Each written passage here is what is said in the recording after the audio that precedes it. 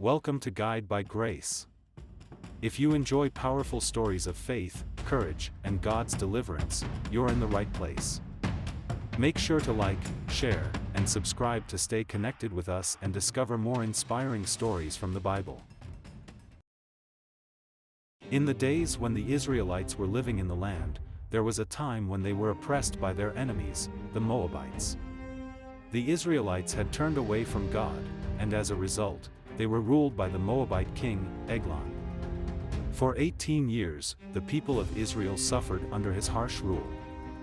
But God raised up a deliverer, one who would free them from oppression in a way they never expected. This deliverer was a man named Ehud. "I am Ehud, son of Gera, a Benjaminite, and I am left-handed." Ehud was different. He was left-handed, which may seem unimportant to us today, but in ancient times, being left-handed was seen as unusual.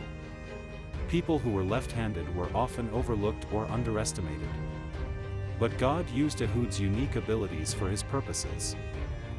One day, Ehud went to King Eglon with a tribute, an offering from the people of Israel. Eglon, a very fat man, received it without much thought. However, Ehud had a secret plan.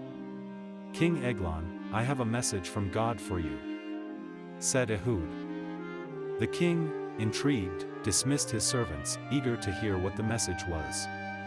With the room now empty, Ehud drew a sword, a double-edged sword about a foot long, hidden on his right side. He was left-handed, and so his sword was tucked away where no one would expect. "King Eglon, God has sent me to deliver you a message," said Ehud. As King Eglon leaned in to hear, Ehud took his sword and thrust it into the king's belly. The sword went in so deep that the hilt followed, and the king's fat closed over it. Ehud quickly escaped, locking the door behind him, leaving King Eglon dead in his chamber. "I have done what I was sent to do. Now, I must lead Israel to victory," said Ehud. Ehud didn't stop there. He quickly rallied the Israelites, telling them that the enemy king was dead. The people of Israel then went to battle against the Moabites, defeated them, and reclaimed their land. Ehud led Israel to peace for 80 years after that. Through faith, small and unlikely victories can bring great deliverance, said Jesus. The story of Ehud is not one often told, but it is powerful. It reminds us that God can use anyone, regardless of their perceived limitations, to accomplish his purposes.